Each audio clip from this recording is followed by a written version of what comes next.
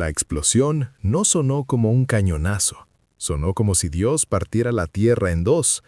El coronel François Dubois observó con horror cómo el enorme proyectil trazaba un arco en el cielo matutino, casi perezoso en su trayectoria, antes de precipitarse en el centro de su batallón. La detonación vaporizó a 43 hombres al instante. La onda expansiva lanzó a los caballos 20 metros. Trozos de cuerpos llovieron durante 15 segundos. Un proyectil, un instante. 43 de los mejores soldados de Francia borrados de la existencia. Dubois había sobrevivido a Austerlitz, Jena y Friedland. Había visto artillería rusa, cañones prusianos, baterías austriacas. Nada lo había preparado para lo que los españoles estaban a punto de desatar. 4 de mayo de 1811, el asedio de Badajoz, suroeste de España, donde el río Guadiana atraviesa llanuras abrasadas por el sol y antiguas murallas que se habían mantenido en pie durante 6 siglos. El mariscal Jean de Diez-Soult comandaba 24.000 tropas francesas que rodeaban la estratégica fortaleza fronteriza. Dentro de esas murallas medievales, 8.000 defensores españoles al mando del general Rafael Menacho se enfrentaban a una situación desesperada. 3 contra 1. La doctrina de asedio estándar predecía que la fortaleza caería en 2 semanas, quizá 3 si los defensores se mantenían obstinados. Los franceses habían conquistado fortalezas desde El Cairo hasta Viena. Contaban con los mejores ingenieros de asedio de Europa, las dotaciones de artillería más experimentadas y un emperador que exigía resultados. Se suponía que esto era rutina, una certeza matemática. Badajoz caería, el camino a Lisboa se abriría y el ejército británico de Wellington sería empujado al mar. Pero los franceses no tenían ni idea de lo que les aguardaba tras esas murallas. No tenían ni idea de que los ingenieros militares españoles habían estado desarrollando en secreto un arma tan devastadora, tan superior a la tecnología de la artillería convencional, que revolucionaría la guerra de asedio y causaría pesadillas a los generales de Napoleón durante años. El mortero de asedio español de 40 centímetros, un monstruo que no debería haber existido. Diego Álvarez tenía 27 años, hijo de un herrero sevillano, y nunca había tocado un cañón antes de la guerra. Tenía las manos llenas de callos tras 12 años martillando hierro, dando forma a herraduras y rejas de arado en la forja de su padre. Esas mismas manos eran ahora las encargadas de cargar proyectiles de 80 kilos que podían aniquilar a una compañía entera de un solo impacto. 6 meses atrás, Diego no podía calcular un arco de trayectoria básico. 6 meses atrás, desconocía la diferencia entre un obús y un mortero. 6 meses atrás, la caballería francesa había quemado la forja de su padre hasta los cimientos, con él aún dentro, castigo por negarse a herrar a sus caballos. Diego había encontrado el cuerpo de su padre entre las cenizas, tan quemado que solo era identificable por su delantal de trabajo de cuero y el anillo de bodas de plata que, de alguna manera, había sobrevivido a las llamas. Ese anillo ahora colgaba de un cordón de cuero alrededor del cuello de Diego, golpeando su pecho con cada latido, un recordatorio constante de por qué estaba allí. El sargento Mateo Ruiz, de 42 años, con canas entre su barba negra y una cicatriz que le iba desde la oreja izquierda hasta la clavícula donde un sable francés casi lo mató en la batalla de Medina de Río Seco 3 años atrás, estaba de pie junto al enorme mortero. Mateo había sido artillero desde 1798, había servido bajo 4 comandantes diferentes y había sobrevivido a batallas que acabaron con la vida del 80% de sus camaradas. Había visto todos los tipos de cañones y piezas de artillería de todos los tamaños que poseía el ejército español. Cuando le mostraron por primera vez el diseño del mortero de 40 centímetros 6 meses atrás, se rió a carcajadas. «Imposible», dijo. El retroceso destruiría el carro, el cañón se agrietaría después de 3 disparos, la carga de pólvora necesaria sería demasiado peligrosa de manejar. Ninguna tripulación podría apuntar algo tan masivo con precisión. Se había equivocado en todo. El miembro más joven de su tripulación era el soldado Luis Hernández, de 19 años, con cara de niño, con manos que aún temblaban cada vez que cargaban un proyectil. Luis había sido seminarista antes de la guerra, preparándose para el sacerdocio, con la cabeza llena de oraciones en latín y filosofía teológica. Entonces los soldados franceses saquearon su monasterio, robaron todo lo de valor y ejecutaron al principal sacerdote por negarse a revelar dónde estaban escondidas las reliquias sagradas. Luis había observado desde un escondite en la bodega, había oído los disparos, había oído a los soldados franceses reír mientras orinaban sobre el cuerpo del sacerdote. Había salido del monasterio esa noche. Había caminado 40 kilómetros hasta el puesto de reclutamiento militar más cercano y se había ofrecido como voluntario. Seguía rezando todas las noches, pero ahora sus oraciones eran diferentes, más simples, más directas. Santiago, guía nuestros proyectiles, que cada disparo encuentre carne francesa. Haz que paguen por cada crimen, cada asesinato, cada profanación. Amén. El mortero de 40 centímetros español dominaba su posición en la muralla occidental de la fortaleza. Era un monstruo de hierro fundido y bronce, con un peso de 2.200 kilos, un cañón tan grueso como el tronco de un árbol y una ánima tan ancha que un hombre podía meter la cabeza entera sin problema. El arma descansaba sobre una plataforma de madera reforzada, construida específicamente para soportar su tremendo retroceso, con un ángulo de 45 grados hacia el cielo. Parecía menos un arma militar de precisión y más una máquina de asedio medieval evocada de tiempos más oscuros. Los observadores de artillería franceses que la habían visto con sus catalejos la habían descartado como un proyecto desesperado, alguna reliquia antigua que los españoles habían sacado de un almacén. Probablemente ni siquiera dispararía correctamente y, desde luego, no representaría una amenaza real para las operaciones de asedio profesionales. Estaban a punto de descubrir lo catastróficamente errónea que era esa evaluación. El mortero fue idea del coronel Vicente de los Ríos, un innovador artillero español que había pasado 5 años estudiando las limitaciones de la guerra de asedio convencional.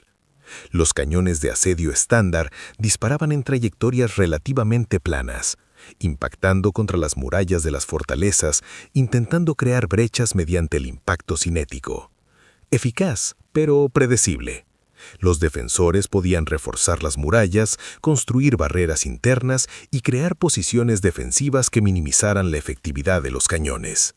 De los Ríos había abordado el problema desde una perspectiva completamente diferente. ¿Y si en lugar de disparar a través de las murallas, se disparaba por encima de ellas? ¿Y si en lugar de fuego directo, se desataba la muerte desde arriba, lanzando proyectiles explosivos masivos directamente sobre formaciones enemigas donde no tenían cobertura, protección ni dónde esconderse? Los desafíos técnicos eran enormes. Un mortero lo suficientemente grande como para lanzar proyectiles verdaderamente devastadores sería casi imposible de apuntar con precisión. El cañón tendría que soportar enormes presiones sin agrietarse. Los proyectiles tendrían que estar especialmente diseñados para resistir las fuerzas de lanzamiento y detonar con la máxima eficacia. Las cargas de pólvora serían peligrosamente grandes, lo que supondría un riesgo de accidentes catastróficos. Cualquier error de cálculo en el ángulo, el peso de la carga o el diseño del proyectil resultaría en un desastre para la dotación del cañón. De los Ríos resolvió cada problema mediante una ingeniería obsesiva. Diseñó un cañón con paredes de ruptura reforzadas, 3 veces más gruesas que las estándar. Desarrolló un sistema de montaje que absorbía el retroceso mediante una combinación de resortes, amortiguadores hidráulicos y una distribución de peso cuidadosamente calculada. Creó un sistema matemático de puntería basado en mediciones precisas de ángulos, cálculos de carga de pólvora y compensación del viento, la temperatura y la humedad. Lo más revolucionario de todo fue que diseñó proyectiles que eran esencialmente esferas de hierro fundido llenas de pólvora y equipadas con espoletas temporizadas que podían ajustarse para detonar en puntos específicos de su trayectoria. Las espoletas fueron la verdadera innovación. Los proyectiles explosivos anteriores eran extremadamente poco fiables, a menudo no detonaban o explotaban prematuramente. De los Ríos desarrolló un sistema de cebador por fricción combinado con trenes de pólvora comprimida que proporcionaba una temporización de detonación consistente y predecible. Ajusta la longitud de la espoleta, controla exactamente cuándo explota el proyectil. Prográmalo para el impacto en el suelo y obtendrás la máxima fragmentación, matando a cualquiera en un radio de 30 metros. Si lo configuras para que explote en el aire sobre las formaciones enemigas, obtendrás una lluvia mortal de metralla de hierro que destrozará a las tropas como una guadaña a través del trigo. Diego, Mateo y Luis habían pasado 3 meses entrenándose con el arma en instalaciones secretas a las afueras de Cádiz. 3 meses de trabajo brutal y agotador aprendiendo cada aspecto de esta revolucionaria pieza de artillería. La primera semana, Diego casi muere cuando un proyectil se le resbaló de las manos mientras lo cargaba. Una esfera de hierro de 80 kilos que le habría aplastado las piernas si Mateo no lo hubiera tirado hacia atrás en el último segundo. La segunda semana, Luis se quemó las manos con el cañón tras una rápida secuencia de disparos. El metal estaba tan caliente que le quemó la carne al contacto, lo que lo envió a la tienda médica durante 4 días. La tercera semana, calcularon mal una carga de pólvora y la sobrecarga resultante agrietó el cañón original del mortero, lo que obligó a un retraso de 3 semanas mientras se fabricaba un reemplazo. Lentamente, dolorosamente, tras un fracaso tras otro, aprendieron. Aprendieron a juzgar las cargas de pólvora por el peso y la sensación. Aprendieron a calcular trayectorias utilizando los instrumentos de medición de latón. Aprendieron a ajustarse al viento observando los patrones de humo. Aprendieron a colocar las espoletas con precisión, a colocar los proyectiles en el cañón a ángulos exactos y a cronometrar sus secuencias de disparo para el máximo efecto. Al tercer mes, podían cargar, apuntar y disparar el enorme mortero en 4 minutos. Al cuarto mes, podían alcanzar un área objetivo del tamaño de un edificio pequeño a distancias superiores a los 1000 metros. Al quinto mes, eran la mejor dotación de morteros de asedio que España había entrenado jamás. El asedio francés de Badajoz comenzó el 28 de abril con un bombardeo de artillería estándar. Cañones de 12 libras martillaban las murallas de la fortaleza, intentando abrir brechas. Los ingenieros franceses cavaban trincheras de aproximación, acercando sus cañones cada día, siguiendo los procedimientos clásicos de asedio que habían funcionado en docenas de campañas anteriores. El general Menacho les había permitido establecer sus líneas de asedio, posicionar su artillería y ganar confianza. Los defensores españoles sufrieron bajas por el bombardeo francés. 30 hombres murieron el primer día, 42 el segundo. Las murallas presentaban daños, grietas que se extendían a través de la piedra antigua. Todo transcurrió según las expectativas francesas. No tenían ni idea de que los españoles estaban esperando el momento perfecto, esperando a que los franceses desplegaran sus fuerzas, esperando a que sus posiciones de artillería estuvieran completamente establecidas y repletas de munición, tripulaciones y personal de apoyo, esperando a que el propio mariscal Soult visitara las líneas de asedio delanteras para inspeccionar personalmente sus baterías de artillería. 4 de mayo. Amanecer. Mateo se arrodilló junto al mortero, haciendo los ajustes finales al ángulo usando el cuadrante de latón. Las matemáticas eran complejas, pero las había hecho tantas veces que ahora eran instintivas. Distancia al objetivo, 820 metros. Ángulo de elevación, 47 grados. Carga de pólvora, 32 libras. Viento, noreste a 4 metros por segundo. Temperatura, 18 grados Celsius. Ajuste de la espoleta, 14 segundos para la detonación por impacto en el suelo. Diego estaba listo con el primer proyectil, con sus 180 libras en sus enormes brazos de herrero. El proyectil era una esfera de hierro perfecta, lisa y fría, llena de 18 libras de pólvora en su interior. Enroscada en su parte superior estaba la mecha, un tubo de pólvora comprimido cuidadosamente medido con el cebador de fricción en su base. Luis sostenía la mecha lenta, el cordón encendido que encendería la carga principal de pólvora, con las manos firmes ahora, sus oraciones silenciosas y concentradas. Esto es por el padre Vicente. Esto es por cada inocente que asesinaron. Santiago, guía este proyectil. Haz que cuente. Esto es lo que necesitas entender sobre la guerra de asedio de 1811. La doctrina de la artillería francesa se basaba en armas de fuego directo. Cañones de 12 libras que disparaban balas de hierro sólido en trayectorias relativamente planas, destrozando obstáculos con energía cinética. El alcance efectivo máximo era de unos 600 metros. Más allá de eso, la precisión disminuía drásticamente. La batería de asedio francesa estándar se posicionaba a 400 metros de los muros del objetivo, lo suficientemente cerca para un fuego preciso, lo suficientemente lejos para estar relativamente a salvo de los mosquetes y cañones pequeños de los defensores. Esto creaba posiciones de artillería densas y estáticas, cañones agrupados muy cerca para una máxima concentración de potencia de fuego, munición almacenada en polvorines de campaña cercanos, tripulaciones trabajando en estrecha proximidad, personal de apoyo, oficiales e ingenieros, todos agrupados en las líneas de asedio. Era eficiente, estaba probado, había conquistado media Europa y creó un entorno rico en objetivos que una dotación de mortero de ángulo alto podía devastar por completo. La batería francesa bajo la posición de Diego albergaba 14 cañones de 12 libras dispuestos en 2 filas ordenadas, aproximadamente 120 hombres, 6 vagones de municiones.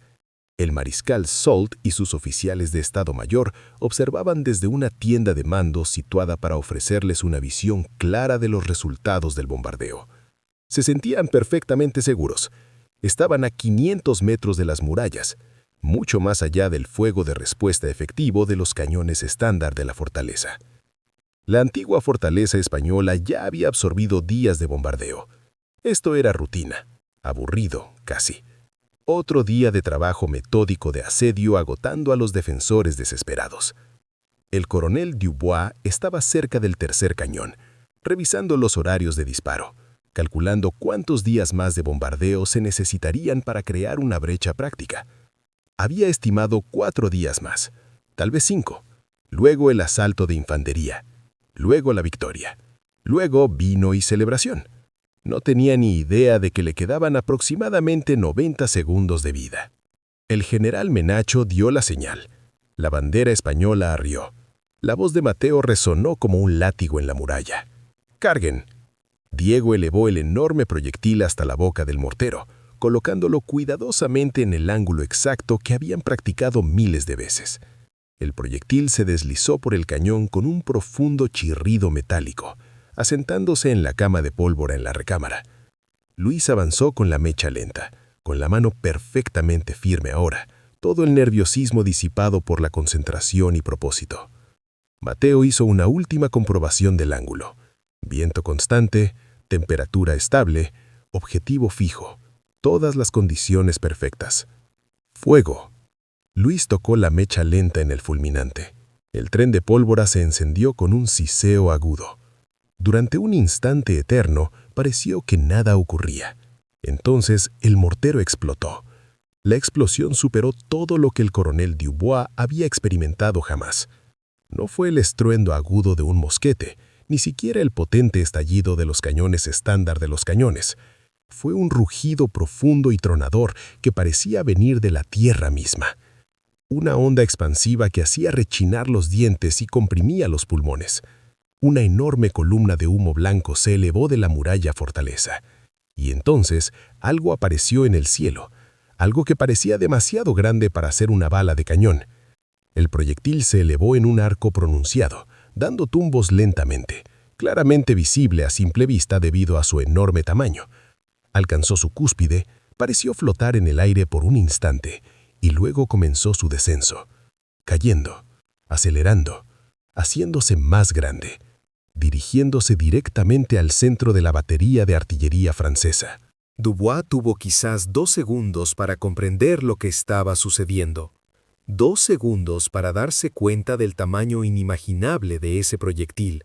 2 segundos para abrir la boca y gritar una advertencia. El proyectil impactó a 6 metros de donde estaba, impactando el suelo a una velocidad tremenda, y entonces el mundo se convirtió en fuego y hierro.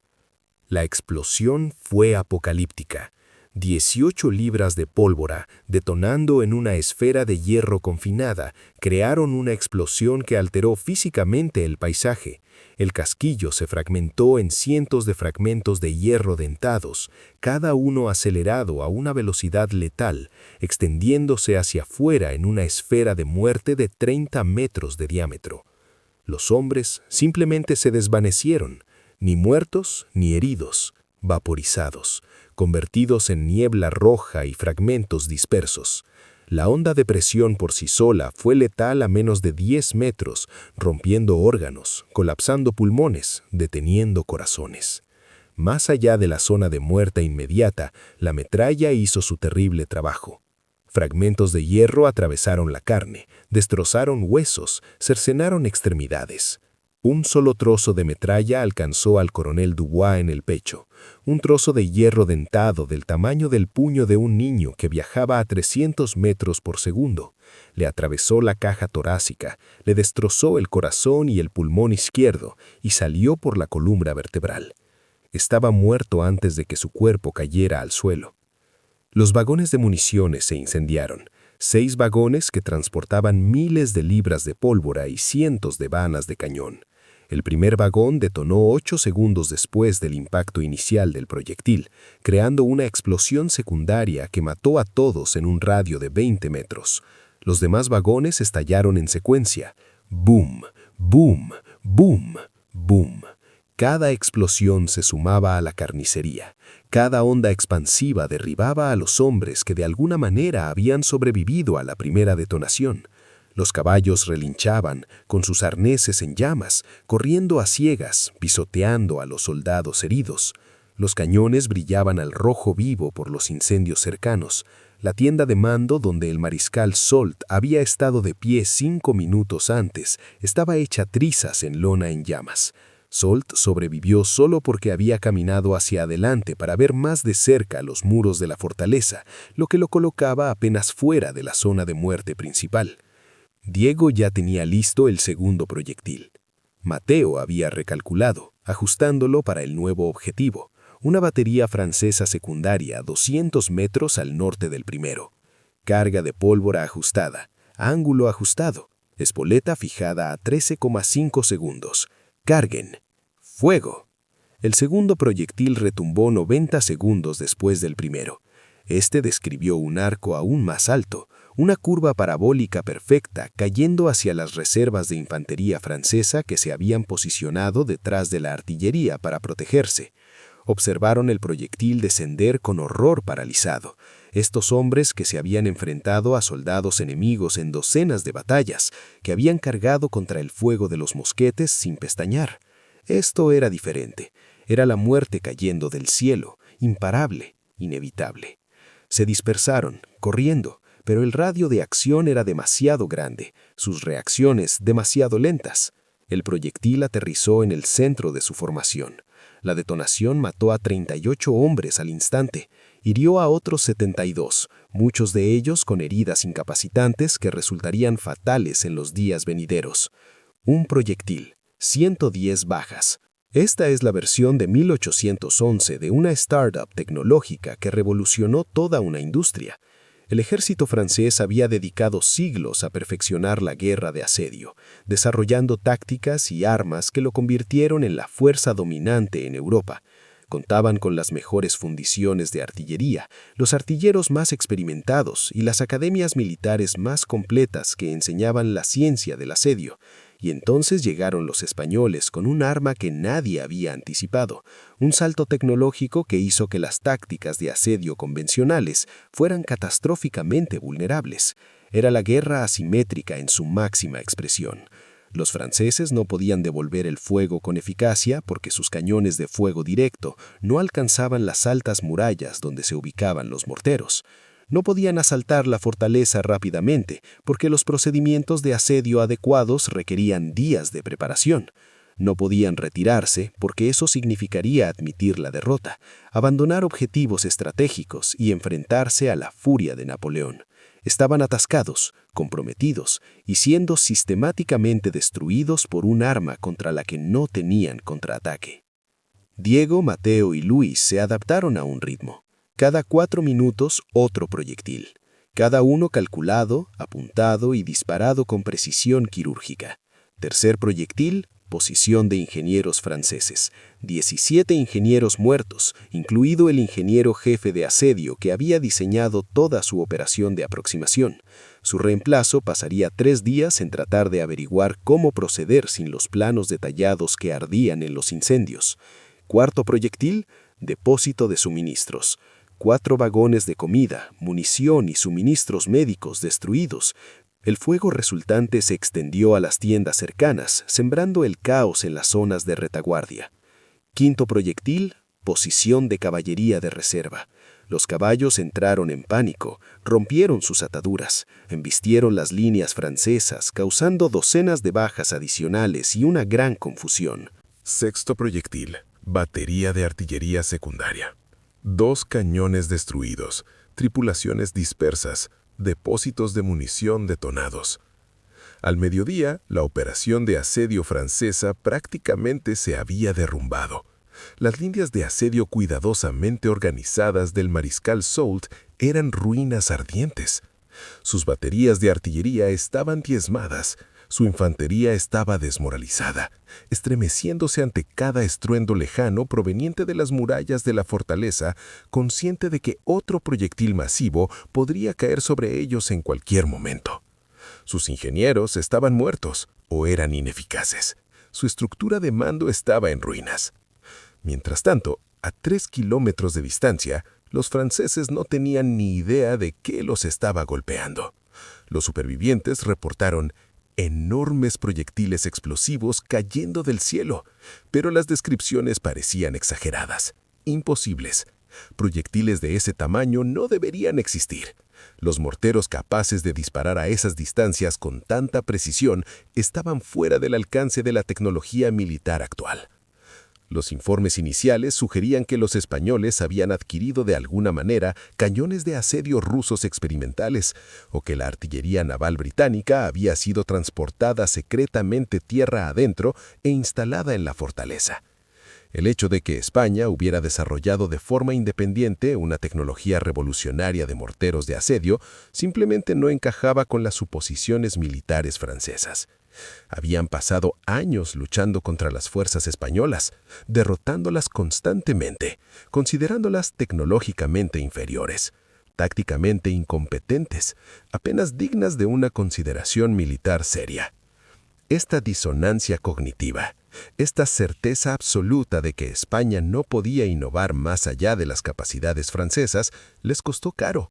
En lugar de adaptar inmediatamente las tácticas y dispersar sus formaciones, los comandantes franceses pasaron horas cruciales tratando de entender qué estaba sucediendo, discutiendo sobre la naturaleza de la amenaza y debatiendo si se trataba de una casualidad o de una capacidad sostenible.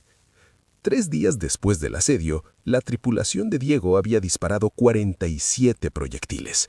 47 proyectiles masivos que atravesaban los cielos españoles y se estrellaban contra posiciones francesas con una regularidad devastadora.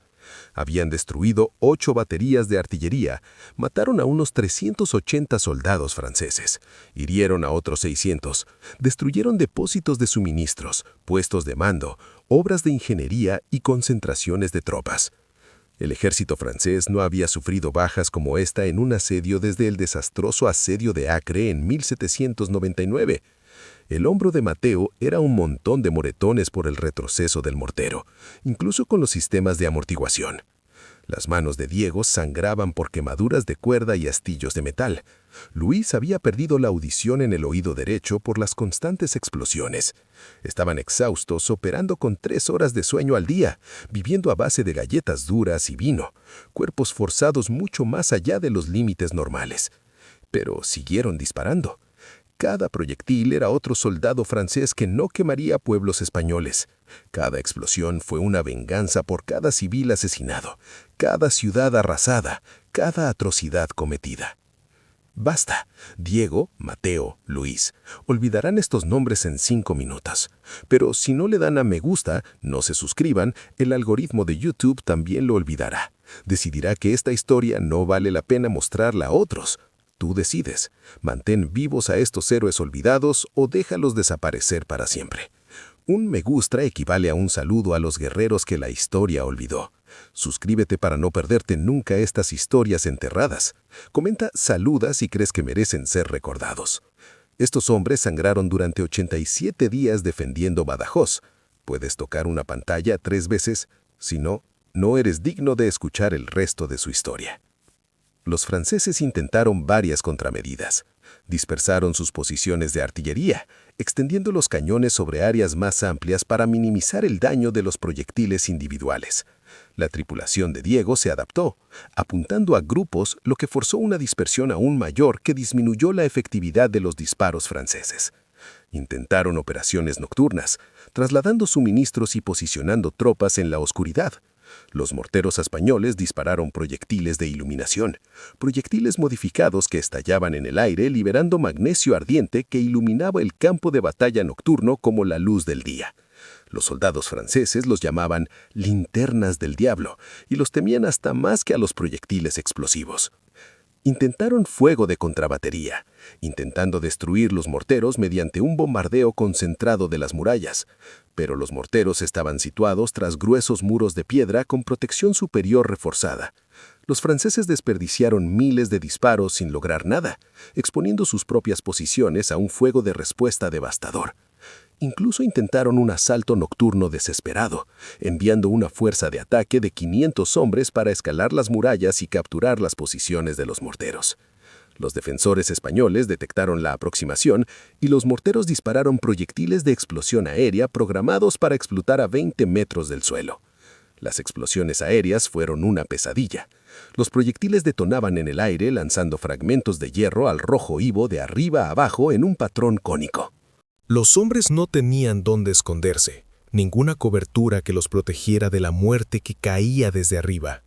La fuerza de asalto sufrió un 60% de bajas antes de retirarse en el caos.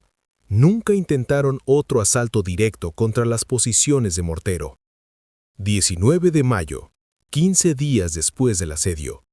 El mariscal Soult recibió órdenes del propio Napoleón, entregadas por un mensajero que había viajado sin parar desde París. El emperador exigía resultados. Badajoz debía caer. Los británicos debían ser repelidos. España debía ser asegurada. El fracaso era inaceptable. Soult permaneció sentado en su tienda esa noche, contemplando la carta del emperador, escuchando las explosiones lejanas mientras otro proyectil español destruía otra sección de sus fortificaciones de asedio. Había comandado ejércitos en media docena de países, había derrotado a austríacos, prusianos y rusos.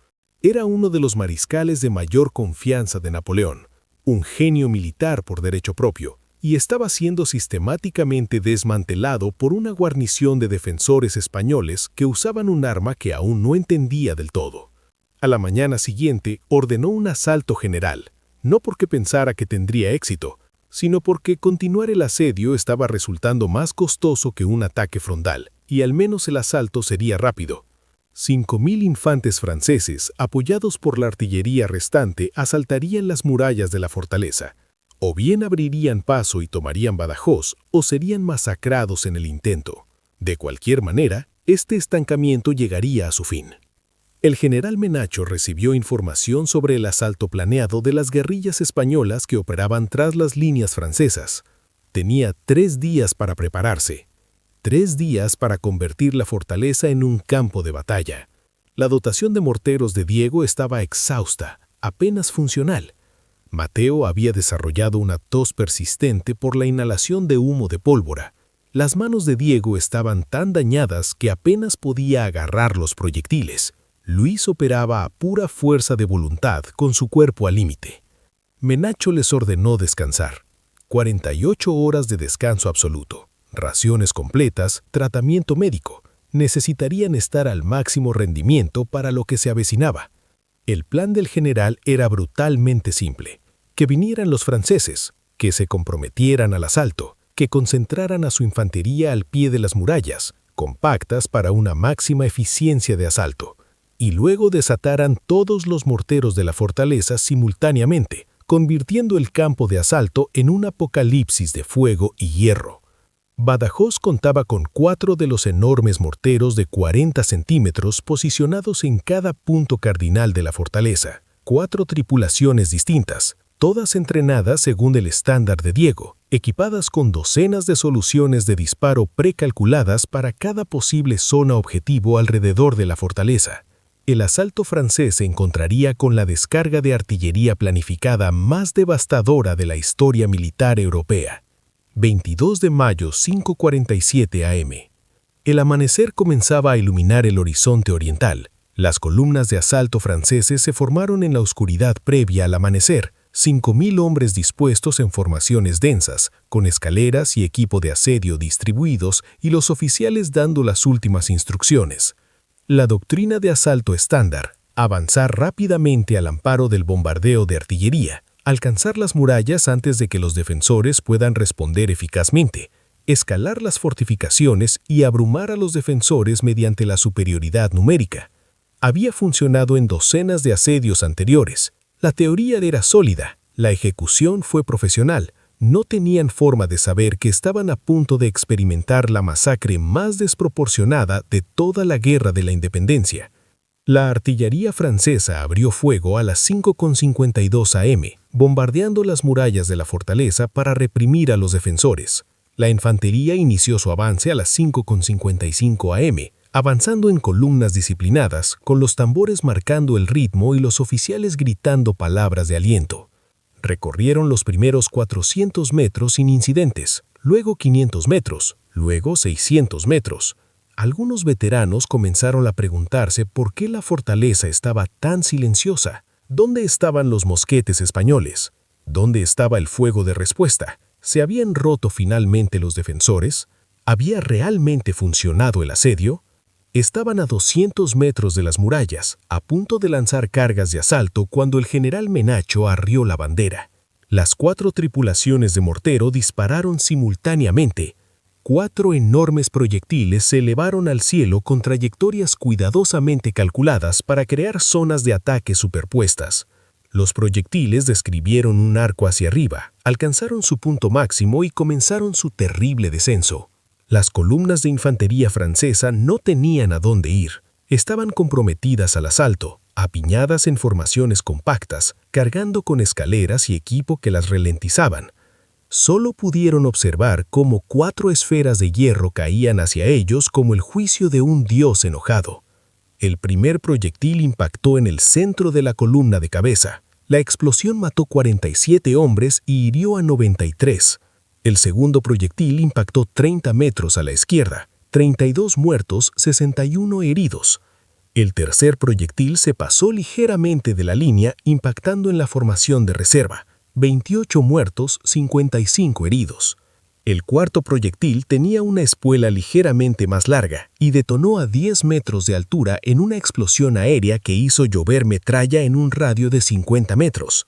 54 muertos, más de 100 heridos. 4 proyectiles, 4 explosiones, 161 soldados franceses muertos en 15 segundos.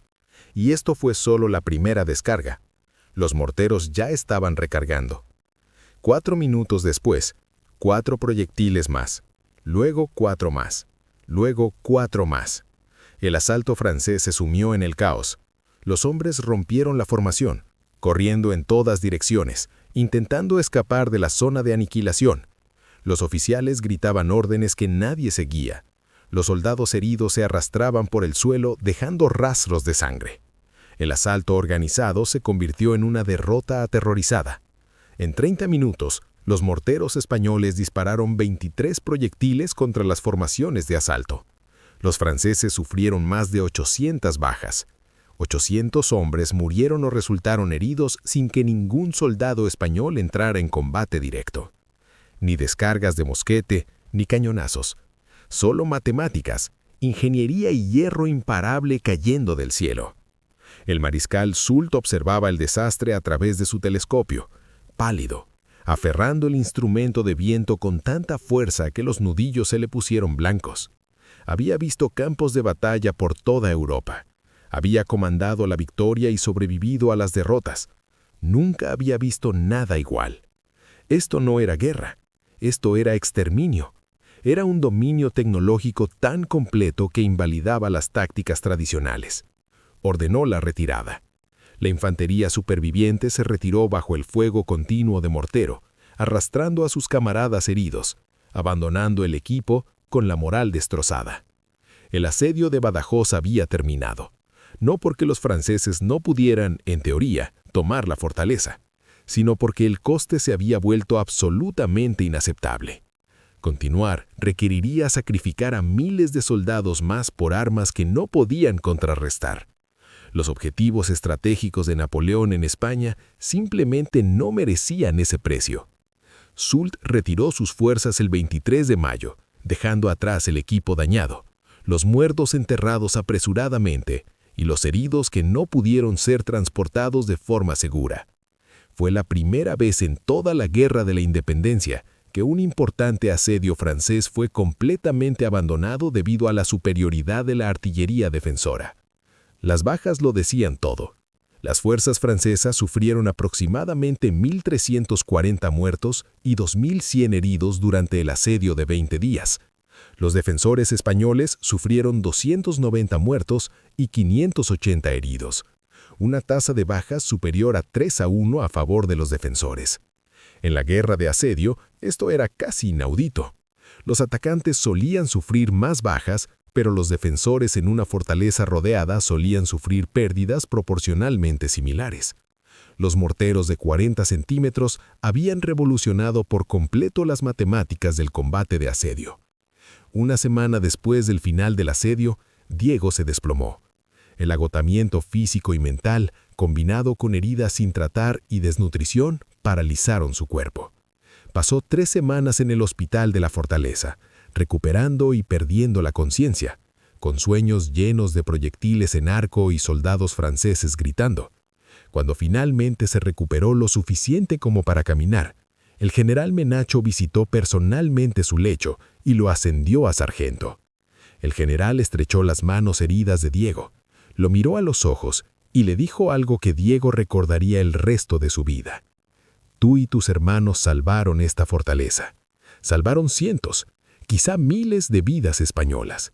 Demostraron que la innovación y el coraje pueden vencer a una fuerza abrumadora. España tiene una deuda con ustedes que jamás podrá saldar por completo. Las consecuencias estratégicas se extendieron a lo largo de la Guerra de la Independencia. Los comandantes franceses comenzaron a evitar asedios importantes a posiciones españolas bien fortificadas, sabiendo que los defensores podrían poseer los devastadores morteros. Esto los obligó a recurrir en mayor medida a las batallas campales y la guerra de maniobras, áreas en las que las fuerzas británicas de Wellington sobresalían. Recursos que deberían haberse dedicado a capturar fortalezas estratégicas se desviaron en cambio a proteger las líneas de suministro francesas de la amenaza constante de las guarniciones equipadas con morteros. Los generales de Napoleón enviaron múltiples solicitudes a París para morteros de asedio equivalentes, pero la burocracia militar francesa y las limitaciones industriales les impidieron igualar la innovación española con la suficiente rapidez. Para cuando se desarrollaron y desplegaron las contraarmas francesas, la iniciativa estratégica en España ya había cambiado. Los morteros también tuvieron un profundo impacto psicológico. Los soldados franceses desarrollaron lo que los historiadores militares reconocerían más tarde como trauma inducido por la artillería. El miedo constante a los proyectiles que caían desde arriba, a la muerte que llegaba sin previo aviso por armas que no se podían ver ni contra las que luchar eficazmente. Los problemas de moral plagaron a las fuerzas francesas durante 1811 y 1812, contribuyendo a disminuir la efectividad en combate. Los observadores militares británicos documentaron todo con meticuloso detalle. El capitán William Thompson de la Artillería Real asistió a demostraciones de los morteros españoles y redactó extensos informes técnicos que se enviaron a Londres. Su análisis concluyó que el arma representaba un avance revolucionario en la artillería de asedio, con capacidades defensivas que superaban con creencia la creencia popular sobre la protección de fortalezas. Los británicos adoptarían morteros de gran calibre similares para la defensa costera y las operaciones de asedio, influenciados directamente por la innovación española. El profesor Jean-Pierre Moreau, historiador militar francés que escribió 30 años después de la guerra, calificó el mortero español de 40 centímetros como una de las innovaciones tecnológicas más significativas pero ignoradas de las guerras napoleónicas, demostrando que la ventaja militar no reside en el tamaño de las fuerzas, sino en las capacidades asimétricas que explotan las vulnerabilidades del enemigo. Los documentos militares franceses supervivientes, capturados tras la derrota de Napoleón, revelaron el impacto del arma. Un informe confidencial del mariscal Ney a Napoleón, fechado en agosto de 1811, afirmaba sin rodeos que los morteros de asedio españoles han hecho que las operaciones de asedio convencionales contra fortalezas preparadas sean extremadamente caras y estratégicamente desaconsejables. Piénsenlo, como Afganistán derrotando a la Unión Soviética mediante una guerra asimétrica, como las guerrillas vietnamitas anulando la superioridad de la potencia de fuego estadounidense mediante tácticas no convencionales. Esta era la guerra de guerrillas 2.0 incluso antes de que existiera el término. Fuerzas más pequeñas, recursos inferiores, pero innovación superior que creaba ventaja donde no debería existir. Diego Álvarez sobrevivió a la guerra. Regresó a Sevilla en 1814 tras la expulsión definitiva de los franceses de España, encontrando la forja de su padre destruida, pero el terreno aún allí. Reconstruyó. Utilizó su pensión militar para comprar equipo nuevo, contrató a 2 aprendices y dedicó 40 años a crear algunas de las mejores piezas de metal de Andalucía. Nunca habló mucho de la guerra. Cuando clientes o vecinos le preguntaban sobre su tiempo en Badajoz, se limitaba a decir que cumplía con su deber como miles de personas. Las pesadillas nunca cesaron del todo. 1 o 2 veces al mes, durante el resto de su vida, se despertaba en la oscuridad, con el corazón palpitante, oyendo el estruendo del mortero, viendo cómo los proyectiles se dirigían hacia las posiciones francesas. Su esposa aprendió a no despertarlo durante estos episodios. Simplemente le cogía la mano y esperaba a que regresara. Murió en 1867 a los 73 años, rodeado de sus hijos y nietos, con el anillo de plata de su padre aún colgando del cuello. Mateo Ruiz sirvió hasta 1813, entrenando nuevas dotaciones de mortero, refinando técnicas y documentando procedimientos. Murió en la batalla de Vitoria, alcanzado por la caballería francesa durante una retirada caótica. Murió protegiendo su dotación de artillería, conteniendo los atacantes el tiempo suficiente para que escaparan. Tenía 44 años.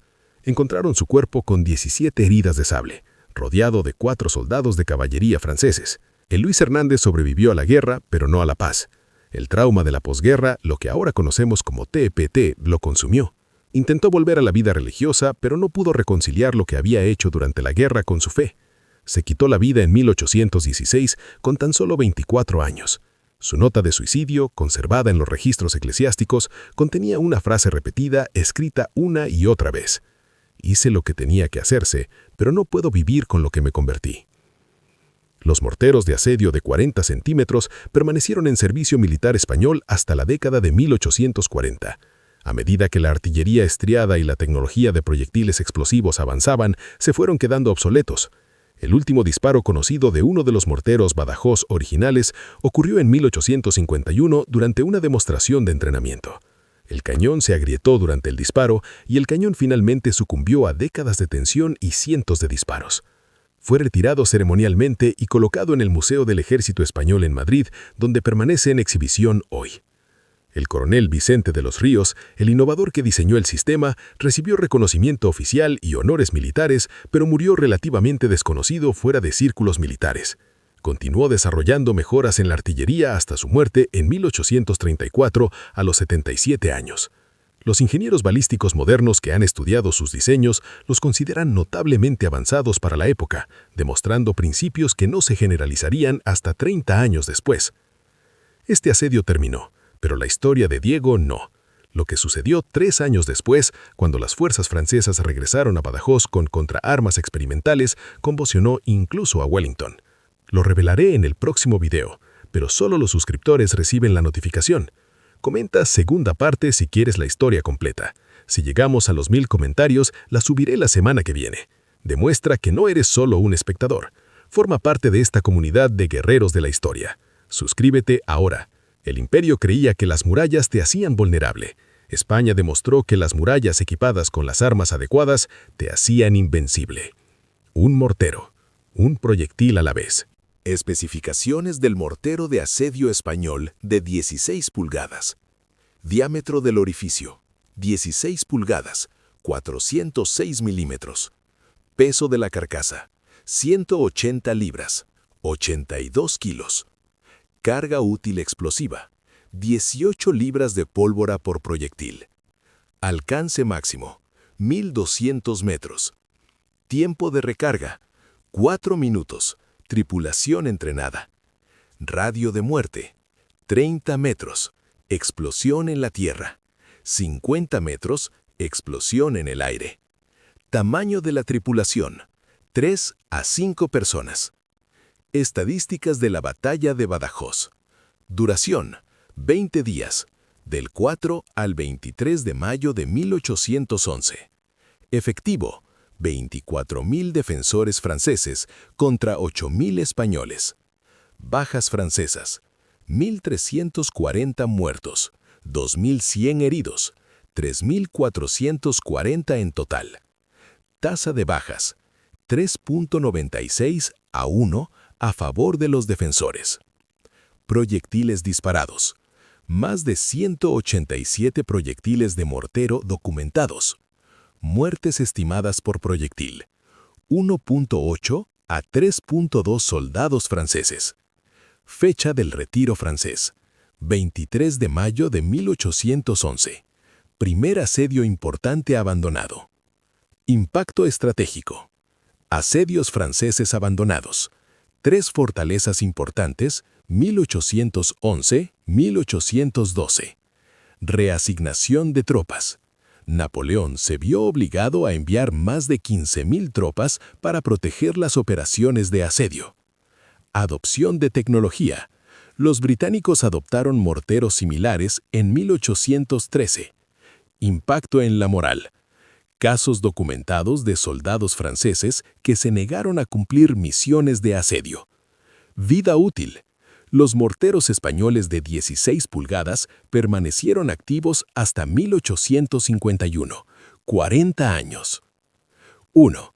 Archivos Nacionales Británicos, Kew, Capitán William Thompson, Informes Técnicos de la Artillería Real, 1811-1812, incluidas observaciones detalladas de operaciones de mortero de asedio español, especificaciones y evaluaciones de eficacia.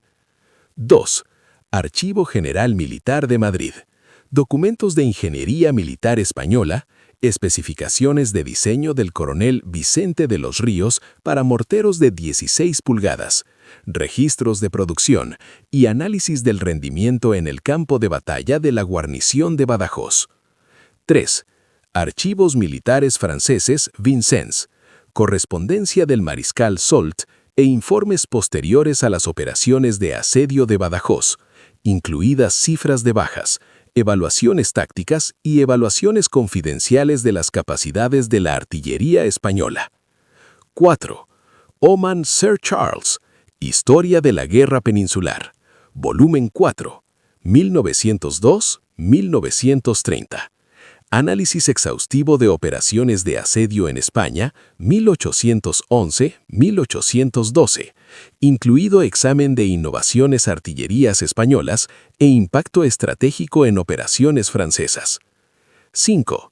Gates, David, La úlcera española, una historia de la Guerra de la Independencia, 1986. Evaluación académica moderna del desarrollo de tecnología militar española durante la ocupación napoleónica, innovaciones en artillería y tácticas de guerra asimétrica. El regreso a Badajoz, cuando las armas experimentales francesas se encontraron con la innovación española. El mariscal Soult regresa a Badajoz con un arma secreta, desarrollada por el Cuerpo de Artillería de Napoleón, específicamente para contrarrestar los morteros españoles. Cohetes de asedio pesados, cañones estriados de contrabatería, escudos de asalto blindados. Los franceses dedicaron 2 años y millones de francos en desarrollar tecnología de un solo propósito: vengar la humillación de 1811. El equipo de Diego ha sido reforzado. Nuevos morteros, nuevas tácticas, nuevos proyectiles con capacidades aterradoras que hacen que el bombardeo de 1811 parezca una práctica de tiro. pero están superados en número 4-1, superados en artillería convencional, y esta vez los franceses saben exactamente a lo que se enfrentan. ¿Qué pasa cuando una fuerza imparable choca con un objeto inamovible? Cuando 2 años de innovación chocan en el mismo terreno sangriento. Los británicos lo llamaron el duelo de artillería que cambió la guerra para siempre. Los supervivientes franceses se negaron a hablar de eso durante décadas. Las cifras de bajas fueron tan extremas que los historiadores militares inicialmente las descartaron como errores administrativos. Diego se enfrenta a la prueba última. ¿Podrá la innovación superar a la contrainnovación? ¿Podrá la experiencia vencer a una fuerza abrumadora? ¿Podrán 3 hijos de herreros sevillanos contener a todo el complejo militar industrial francés? Próximo video. El asedio más brutal de la historia española. Las armas que aterrorizaron a Napoleón. El momento que demostró que la tecnología sola no gana las guerras, sino el valor para usarla. Suscríbete ahora o te perderás la historia que enterraron por 200 años. La batalla final de Diego. La que lo destruyó. La que salvó a España.